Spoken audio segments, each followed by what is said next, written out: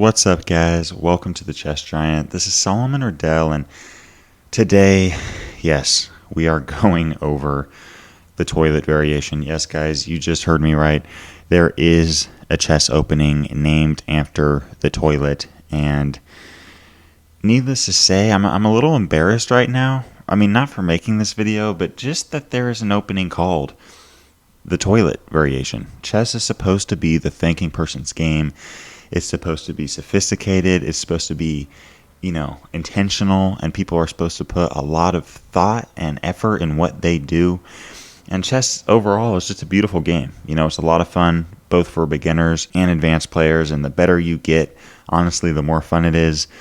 And I'm honestly just curious how on earth we got to an opening called the toilet variation. I mean, how do we get this far? Well, apparently there was a grandmaster who was, trying to find a response to the Sicilian Defense after e4 and c5, and apparently he found this opening sitting on a toilet and therefore called it the toilet variation. Now, I really do want to know which grandmaster did this, and I want to have a talk with him or her. I mean, there's just so many options, guys, for chess opening names.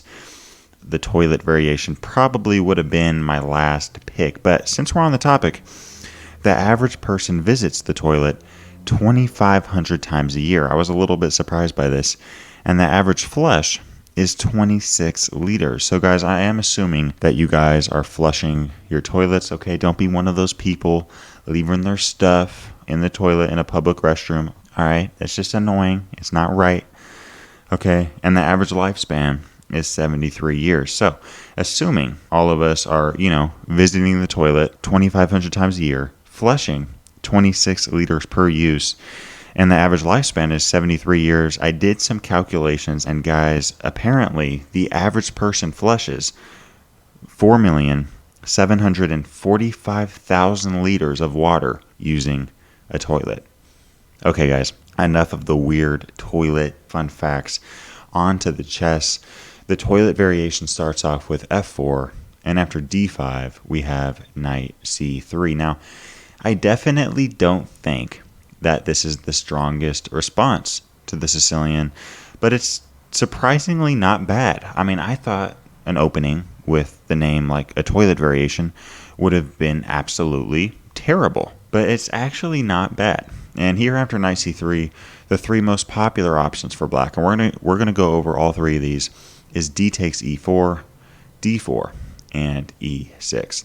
Let's first take a look at d takes e4. Now, after d takes e4, we're simply going to take the pawn back. And after a move like e6, it really doesn't matter what black does here. We're going to continue with knight f3.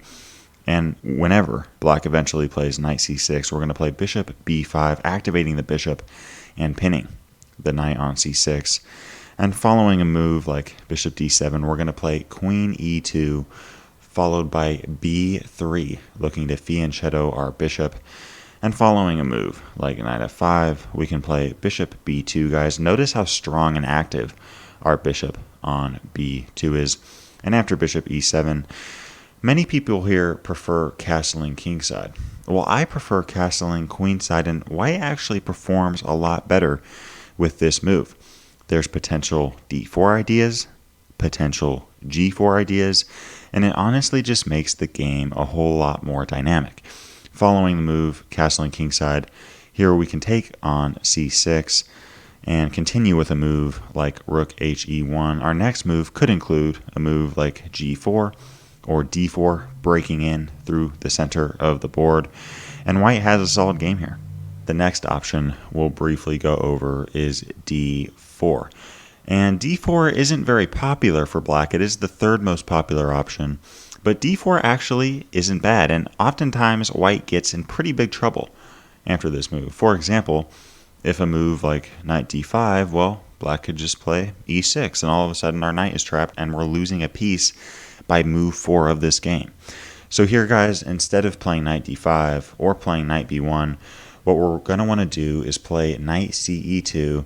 And again, it doesn't really matter what black does here. Our next moves are going to include knight f3, followed by d3, followed by g3. And here we're going to fianchetto our bishop, castle kingside, and after a move like castles, we're going to play h3 with the idea of an eventual king h2, g4, f5, and eventual maybe even e5 or g5 ideas. We're going to slowly advance on the king side of the board and look for an attacking opportunity. And finally, guys, the most popular response for black is the move e6. And following e6, what we're going to do is just naturally develop our knight with knight f3, and following knight c6, again, bring our bishop to that b5 square, just activating the bishop. We don't want to play d3 here because the bishop would not be active. It would be kind of cramped. And true, we could fianchetto the bishop, but in this position, I think that bishop b5 is best. And following knight e7, take on d5, play a move like queen e2, activating the queen. Notice here how the knight on c6 is pinned, and then knight on e7 is pinned. So guys, that covers the toilet variation. It's actually not a bad opening, and white is guaranteed an even game with black, at least an even game in all of these variations. My interest and curiosity was definitely piqued when I found out that there was a toilet variation, and I do appreciate you guys tuning in to this video. Let me know what other openings you'd like to see covered on this channel. We have a giraffe variation, we have a raccoon opening, a mad dog gambit. I mean, there's so many weirdly named openings, and there's also the normal ones, the Vienna game, Sicilian, English, Bogo Indian, you know, all the main ones, all the best ones, to be honest. So do let me know what other chess openings you'd like to see covered on this channel, and I'm wishing y'all an amazing day. Peace.